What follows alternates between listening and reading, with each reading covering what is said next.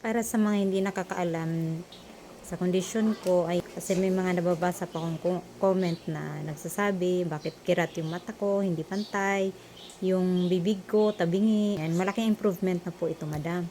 Kasi nung inoperahan po ako sa brain, itong mata na to, yung bagong opera ako, kailangan pang lagyan ng microtape yan.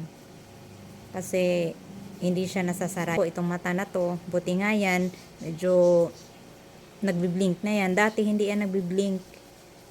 Araw-araw akong humaharap sa salamin para tingnan kung nag-blink na ba siya. Tinitingnan ko kung yung mga nerve dito gumagalaw na ba, kasi hindi talaga yan at saka hindi ako nakakalunok noon.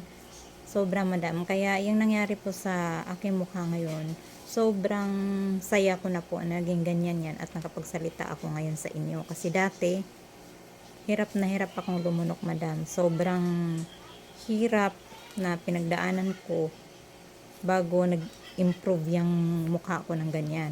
Check nyo na lang po yung mga ibang videos, madam, kasi hindi nyo po napanood yung mga videos ko po siguro, kaya napapatanong din kayo kasi parang nakita nyo siguro yung video ko, dumaan lang, so hindi nyo talaga alam yung mga nangyayari sa akin.